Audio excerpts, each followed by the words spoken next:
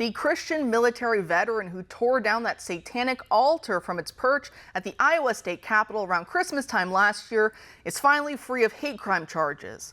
But as much as I want to celebrate prosecutors dropping that aspect of the case, how insane is it that such charges were ever brought in the first place? Until we reach a point where that can never again happen to a Christian acting in a Christian manner on the soil of a Christian nation, then there's not much to celebrate.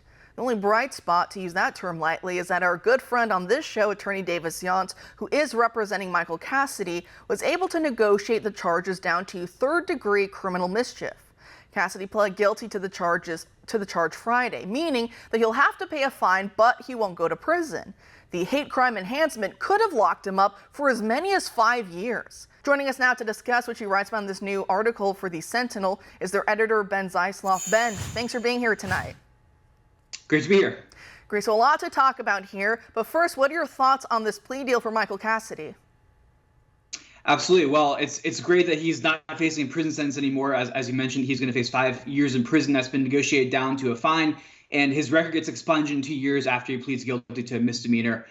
So it's a great improvement, and I talked to his lawyer, Davis Younts, who I know is a good friend of your program, and he was crediting all the Christians and conservatives across the country who are donating to let Michael Cassidy hire such a robust legal team. He had 4 attorneys. They brought in witnesses to testify and put pressure on the state prosecutors to make sure they knew it wasn't going to be easy to just toss him in jail. So that's what I'm hearing from his team.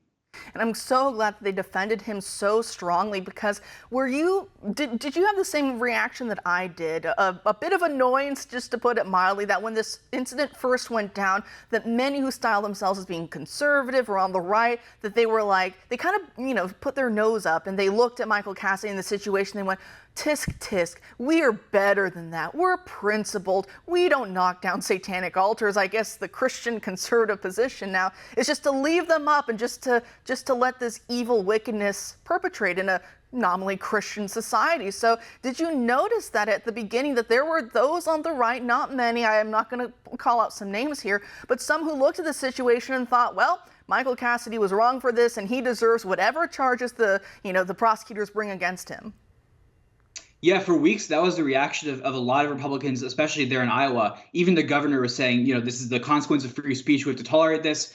She participated in a nativity prayer in the exact same room as the Satan statue is in. I mean, imagine going to your own church and there's a statue of Satan in the corner. You're trying to ignore it as you're praying and worshiping and so forth, listening to the sermon. But that's the sort of conservatism we have right now. It's not willing to be confrontational, whereas the Satanists are willing to be confrontational. They're willing to press into the public square and bring their absurdities, their perversions, their evil over and against what is good and right and true. It has been historically the groundwork for the blessing of our country, which is, the worship of the one true King, Jesus Christ.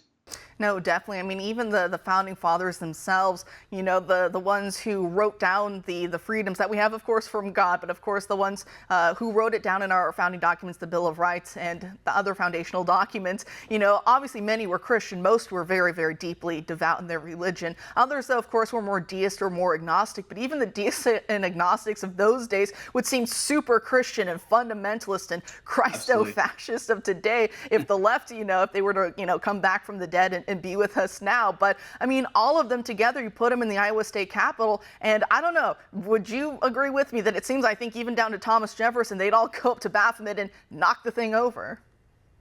Yeah, absolutely. I remember I came to the same realization you did, even about the more agnostic or deistic founding fathers a few years ago when I was interning in D.C. And I went on a bike ride to the Jefferson Memorial, and I saw some of his quotes inside the memorial. One of them was, I fear for my nation because God is just, and his justice is not, abide forever, basically. Essentially saying that God's going to judge the nation for our sins. That is not a deistic view. That is a very Christian view. So even the most irreligious founding fathers would be way more conservative and religious than most people that we see today. So we should return to, I think, the faith of our founders, and especially the faith of the ones who worship the triune God in spirit and truth and built this nation as a way to enable Christian worship to flourish.